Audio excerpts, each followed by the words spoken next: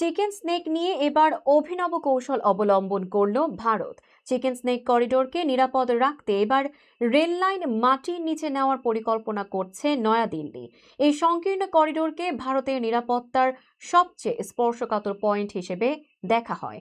ভারতীয় সংবাদ মাধ্যম টাইমস অফ ইন্ডিয়া জানিয়েছে, পশ্চিমবঙ্গের মধ্য দিয়ে নেপাল, ভুটান ও বাংলাদেশের মাঝখানে অবস্থিত প্রায় 40 কিলোমিটার দীর্ঘ এই করিডোরে ভূগর্ভস্থ রেলপথ নির্মাণের প্রস্তাব রাখা হয়েছে।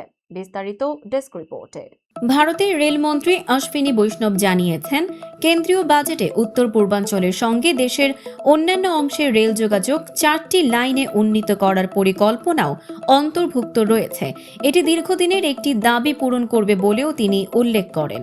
নর্থ ইস্ট ফ্রন্টিয়ারে রেলওয়ের মহাব্যবস্থাপক চেতন শ্রীবাস্তব জানান, পশ্চিমবঙ্গের ভেতরে 3 মাইল হাট থেকে রাঙাপানি স্টেশন পর্যন্ত অংশে রেল লাইন মাটির নিচ দিয়ে যাবে। ভারতীয় এই সংবাদ মাধ্যমটির প্রতিবেদনে বলা হয়েছে, রেললাইন ভূগর্ভস্থ করার সিদ্ধান্তের পেছনে রয়েছে প্রকাশ্য ও গোপন নিরাপত্তা হুমকি। টাইমস অফ ইন্ডিয়ার দাবি, বাংলাদেশের ক্ষমতাচ্যুত সাবেক প্রধানমন্ত্রী শেখ হাসিনা সরকারের পতনের পর করিডোরটি নিয়ে ভারতের উদ্বেগ আরও বেড়েছে। কিছু গোষ্ঠী উত্তর পূর্বাঞ্চল বিচ্ছিন্ন করার হুমকি দিয়ে চিকেন স্নেক চেপে ধরার কথা বলেছে। এমনকি অঞ্চলটিকে তথাকথিত বৃহত্তর বাংলাদেশের অংশ হিসেবে কল্পনা করার বক্তব্য সামনে এসেছে। একই সঙ্গে ঢাকার সঙ্গে চীনের ঘনিষ্ঠ যোগাযোগকেও ভারতের জন্য সতর্ক বার্তা হিসেবে দেখা হচ্ছে।